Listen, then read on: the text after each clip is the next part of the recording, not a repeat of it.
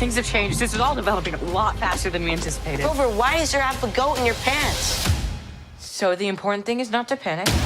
The highly anticipated Percy Jackson and the Olympians Season 2 is set to feature an even greater number of Olympians, according to a recent update from co-creator and showrunner Jonathan E. Steinberg.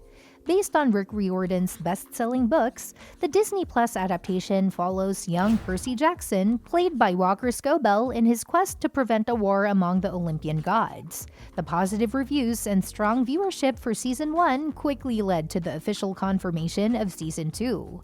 Steinberg shared the exciting news during Disney's recent TCA panel, confirming that Season 2 will delve even deeper into the world of Olympians. I'm sorry to hear that.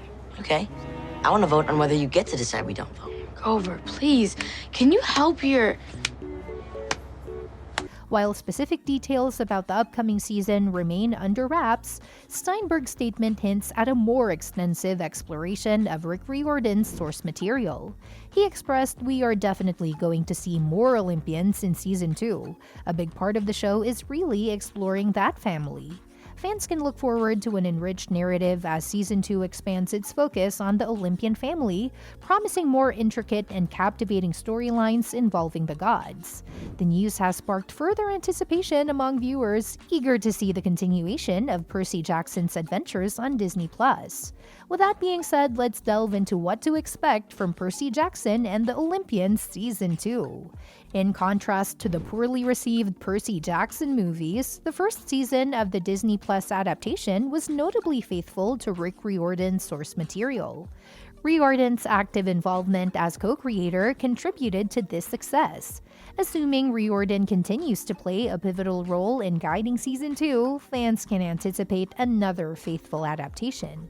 Season 1, adapting The Lightning Thief, sets the stage for Percy's journey, and Season 2 will seamlessly continue this narrative by adding the Sea of Monsters. In this installment, Percy, along with Annabeth and Grover, endeavors to save Camp Half-Blood from an impending attack. Their mission involves using the Golden Fleece to cure Talia's ailing pine tree. As the show explores this new chapter, the Sea of Monsters introduces a host of new characters, including Percy's Cyclops half-brother, Polyphemus, who could make their debut in the adaptation. The Percy Jackson and the Olympian series consists of 5 books, suggesting the potential for the show to continue for as long as 5 seasons if it maintains its popularity. Rick Riordan has expressed his desire for the series to extend beyond Season 2, and the upcoming episodes could pave the way for future adventures, echoing the Season 1 finale. Season 1 comprised 8 episodes, and Season 2 is likely to follow a similar structure. With a recent announcement of Season 2, production and return to screens will take some time, leaving fans eagerly awaiting the next installment of Percy Jackson's adventures on Disney+. The ending of Percy Jackson and the Olympians Season 1 left the door open for more stories and incomplete arcs, such as Luke's involvement with Kronos. With the confirmation of Season 2, fans can expect new characters and deeper storylines, especially with the adaptation of the second book, Sea of Monsters. While familiar faces like Clarice and new characters like Tyson, Percy's Cyclops brother, will likely take center stage, there are notable characters from the first book missing in Season 1 who could enhance the narrative. One character notably absent is Argus, the head of security at Camp Half-Blood. Although his exclusion was announced and attributed to the extensive special effects required for his portrayal, Argus is a vital figure throughout the book series. In The Lightning Thief, Argus plays a crucial role in taking Percy, Annabeth, and Grover to the station as they embark on their quest for Zeus's Master Bolt. While Argus's presence in Sea of Monsters is minimal due to his firing from the camp, it still holds significance in the storyline. Despite the challenges of bringing Argus to life on screen, excluding him from Season 1 diminishes the emotional impact of his firing and reinstatement on Percy and the audience. While the show might choose to overlook this plot point, incorporating Argus, even if just by name, could add depth to the camp's inner workings and set the stage for later story beats. For example, his absence in the third book contributes to another character's independence, highlighting the interconnected nature of the characters and events in the Percy Jackson universe. While Hestia may not be a central character in The Lightning Thief and assume a more pivotal role in the events of the fifth book, her brief presence at Camp Half-Blood when Percy first arrives holds significance. In the Percy Jackson TV show, numerous campers are shown during Percy's tour, but there is no focus on anyone tending to a hearth, missing the acknowledgement of Hestia's initial appearance as a young girl in the book. Including Hestia in a Season 2 scene, even as briefly as her appearance in the first book, would align perfectly with the source material and foreshadow future events.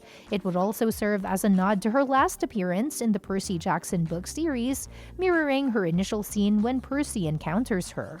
Additionally, incorporating Hestia in Season 2 wouldn't interfere with potential casting for an adult version in a hypothetical Season 5. Rick Riordan, the producer and author of the book series, has indicated that Hestia's character is likely to be introduced later in the show. This strategic inclusion in Season 2 could enhance the continuity of the narrative and delight fans familiar with the intricate details of the Percy Jackson universe. The absence of naiads, water nymphs associated with fresh water in Percy Jackson and the Olympians Season 1 is notable, considering their presence and mention in the first book of the series. In The Lightning Thief, Percy encounters naiads at Camp Half-Blood, observing them engaged in underwater basket weaving in the lake. Later, in the Mississippi River, Poseidon's Nereid mentions that the naiads are assisting in sustaining her life as she is mainly accustomed to seawater. While these may seem like minor details, the naiads play a significant role in Percy's connection to water. Percy's relationship with water is not limited to the ocean, and the naiads are integral to exploring his connection to water in general. In later books, naiads aid Percy and his friends in traveling upstream and contribute to the advancement of Percy's demigod powers. The absence of naiads in Season 1 is a missed opportunity to delve into this aspect of Percy's character. Considering that water will play a more prevalent role in Percy Jackson and the Olympians Season 2, following the Sea of Monsters storyline, incorporating the camp-dwelling naiads in the upcoming season could be a strategic move. This would not only introduce them to the audience, but also lay the groundwork for their larger roles in subsequent events, enhancing the overall narrative continuity. Castor and Pollux, twins who tend to the strawberry fields in The Lightning Thief and possess demigod abilities, are notably absent from Percy Jackson and the Olympians Season 1. In the book, their role involves making plants grow in the strawberry field due to their unique abilities as sons of Dionysus. Given the brief portrayal of Percy's time at Camp Half-Blood in the TV show, it's understandable that some minor camper appearances, including Castor and Pollux, are left out.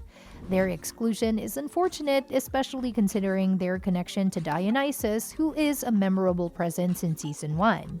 While Castor and Pollux don't appear in the Sea of Monsters, incorporating them into Season 2 during camp scenes could be a thoughtful addition. The Stoll brothers, who replaced Luke in Season 2, made an appearance in the Season 1 finale, setting a precedent for including characters in camp scenes even if they don't play a central role in a particular book's plot. Castor and Pollux's significance lies in their contribution to protecting the camp in later books. After Castor's death, Dionysus expresses concern for Pollux's safety, adding a more sympathetic dimension to the gods' relationships with their demigod children. Including them in Season 2 would align with the TV show's portrayal of gods as more emotionally invested parents, as seen in Season 1. And that's that for today's video. Thanks for watching, and we will see you in the next one. Your suggestions for future videos are always welcome in the comments below.